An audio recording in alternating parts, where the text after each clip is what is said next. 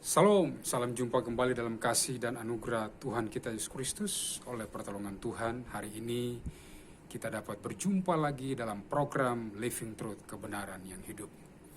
Hari ini renungan firman Tuhan terambil dari Yesaya pasal 40, ayat 29, 30, dan 31. Di dalamnya tertulis demikian.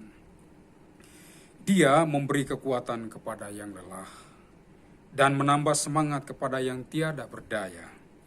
Orang-orang muda menjadi lelah dan lesu, dan teruna-teruna jatuh tersandung. Tetapi orang-orang yang menanti-nantikan Tuhan mendapat kekuatan baru. Mereka seumpama raja wali yang naik terbang dengan kekuatan sayapnya. Mereka berlari dan tidak menjadi lesu, dan berjalan dan tidak menjadi lelah.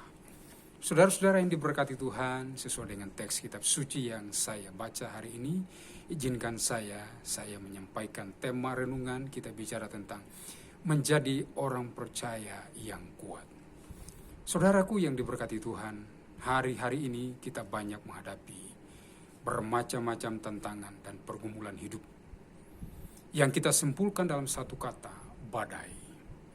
Badai hidup yang kita hadapi seringkali membuat kita menjadi lelah, kita lemah, kita lesu, bahkan ada banyak orang yang jatuh tersandung. Namun malam hari ini atau pada kesempatan ini firman Tuhan dengan tegas menyatakan kepada kita bahwa Tuhan memberi kekuatan kepada mereka yang lelah. Tuhan juga menambah semangat kepada mereka yang tiada berdaya. Kepada siapa orang-orang seperti ini akan mendapatkan kekuatan baru dan semangat yang baru? Kepada mereka Tuhan berikan tenaga atau kekuatan yang baru. Siapa mereka? Pada ayat yang ke-31 Alkitab berkata, orang-orang yang menanti-nantikan Tuhan mendapat kekuatan yang baru. Sementara dikontraskan pada ayat yang ke-30. Orang-orang muda, mereka menjadi lesu dan lelah, bahkan teruna-teruna jatuh tersandung. Orang muda dan teruna-teruna adalah simbol dari kekuatan. Tetapi kekuatan yang dimaksudkan di sini bukanlah kekuatan secara fisik. Yang Tuhan maksudkan adalah kekuatan manusia batinia atau manusia roh kita.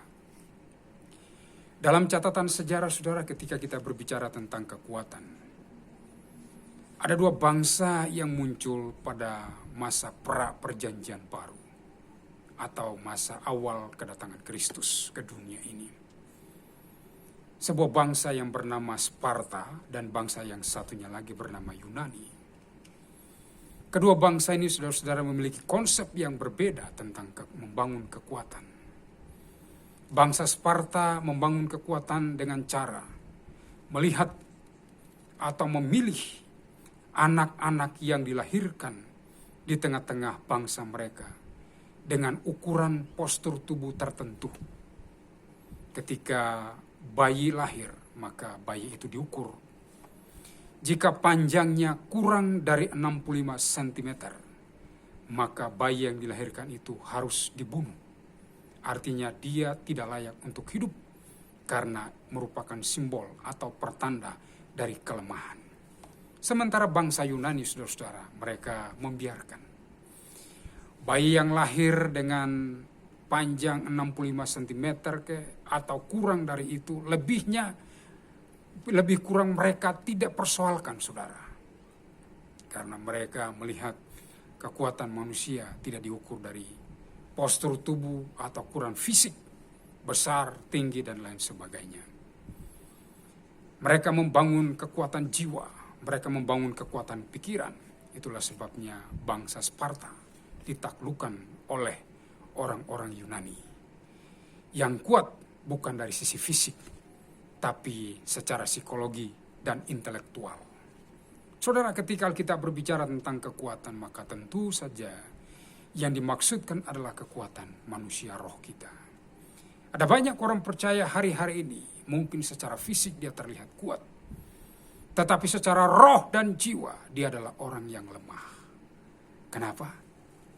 Karena dia tidak menemukan rahasia bagaimana menjadi orang percaya yang kuat. Orang percaya akan menjadi kuat bila mana dia melakukan satu hal yang dianjurkan oleh firman Tuhan pada saat ini. Yaitu apa? Ayat yang ke-31 dengan tegas berkata, tetapi orang-orang yang menanti-nantikan Tuhan mendapat kekuatan baru. Mereka digambarkan seumpama raja wali yang naik terbang dengan kekuatan sayapnya. Mereka berlari dan tidak menjadi lesu. Mereka berjalan dan tidak menjadi lelah. Hidup ini, saudara, banyak masalah dan tantangan. Berbagai macam pergumulan hidup yang kita hadapi akan mendatangkan rasa lelah, keletihan bagi jiwa kita. Itulah sebabnya, saudara-saudara, ada banyak orang percaya hari-hari ini, di zaman ini, mereka tergilas, mereka hancur, mereka jatuh tersandung tatkala menghadapi kompleksitas pergumulan hidup. Mereka tidak tahu bagaimana mengatasinya. Hari ini firman Tuhan memanggil kita agar kita menjadi orang percaya yang kuat, seperti Raja Wali. Raja Wali adalah simbol kekuatan. Tuhan tidak pernah menggambarkan kita seperti burung pipit yang lemah dan tiada berdaya. Ketika melihat badai, burung pipit akan lari tunggang langgang mencari gedung atau tempat persembunyian. Berbeda dengan Raja Wali. Raja Wali akan terbang di dalam badai. Dia hanya merentangkan sayapnya dan dia akan membumbung terbang tinggi. Kenapa, saudara? Dia adalah makhluk yang tangguh di udara ketika menghadapi badai. Tuhan juga memanggil kita, mendesain hidup kita menjadi serupa dan segambar dengan dirinya. Dia mendesain kita menjadi penguasa, penakluk bumi ini. Tetapi setan datang merampas kekuatan itu. Sehingga kita kehilangan arah dan tujuan hidup. Kita berjalan di tengah dunia penuh dengan berbagai masalah dan kita menjadi lemah.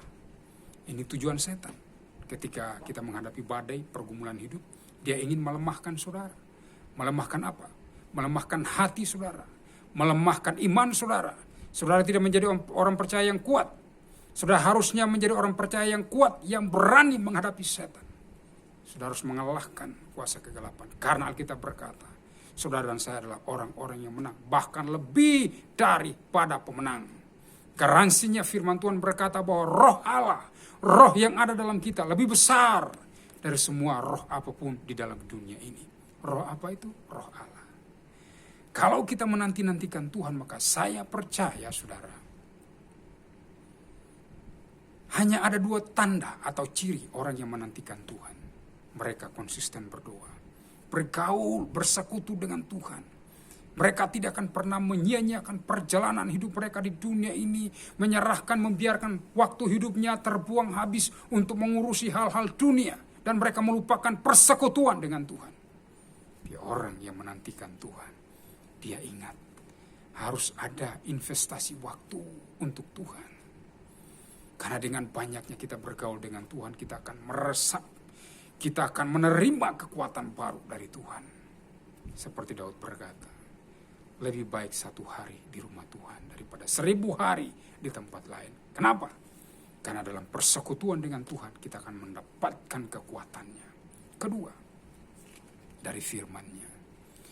Orang yang menggali, membaca, merenungkan, mengeksplorasi firman, menggali kebenaran firman Tuhan, menemukan kebenaran-kebenaran yang orisinil dari firman-Nya, itu akan mempengaruhi pikiran, mempengaruhi batinnya, sehingga orang percaya yang penuh dengan firman, bukan hanya firman dikuasai di luar kepala, tapi firman yang meresap, firman yang menyatu dengan hidupnya, ini akan mendatangkan kekuatan bagi jiwa orang itu.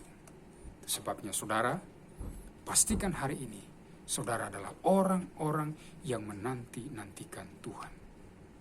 Terpujilah Kristus Tuhan. Tuhan menyertai dan memberkati saudara. Haleluya. Amin.